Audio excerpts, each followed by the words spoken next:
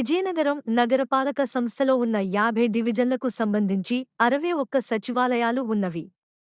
వాటిలో సుమారు 53 కార్యాలయాలు అద్దె భవనాలలో ఉంటూ, వాటి యొక్క అద్దె నగరపాలక సంస్థ సాధారణ నిధుల నుండి చెల్లిస్తున్నారని, కావున సచివాలయాలను ప్రభుత్వ భవనాలలో నిర్వహించాలని, తద్వారా నగరపాలక సంస్థకు ప్రజలు చెల్లిస్తున్న సాధారణ నిధులకు చిల్లుపడకుండా తగు చర్యలు తీసుకోవాలని కోరుతూ విజయనగరం నియోజకవర్గ తెదేపా నాయకులు జిల్లా కలెక్టర్కి గ్రీవెన్స్ సెల్ వినతిపత్రం సమర్పించడం జరిగింది.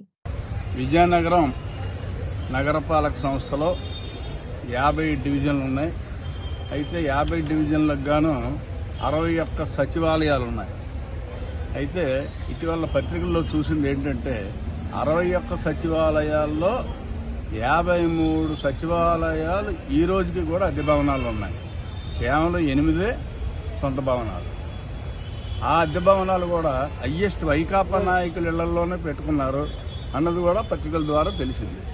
ఎందుకంటే క్లియర్గా పాత బస్టాండ్లో మీ సేవ కానీ IDS-70 కాంప్లెక్స్లో పైన ఇంతకుముందు మెప్మా ఆఫీసులు ఇవన్నీ ఉండి అవన్నీ మెయిన్ ఆఫీస్కి వెళ్ళిపోయాయి. అలాంటి మున్సిపల్ సముదాయాలు ఆఫీస్ సముదాయాలు ఖాళీగా ఉంచుకొని వీటికి అద్దె రూపాయన మినిమం 10,000 పైగా ప్రతి కార్యాలయం కంటే 5,30,000 రూపాయలు ప్రతి నెల వాళ్ళకి అద్దె రూపాయన ప్రభుత్వం చెల్లిస్తుంది. ఇదంతా ఎక్కడికి వెళ్ళాలి? సాధారణ నిధులకు వెళ్ళాలి. సాధారణ నిధుల ద్వారానే మున్సిపాలిటీకి అభివృద్ధి పనులు జరిగేవి.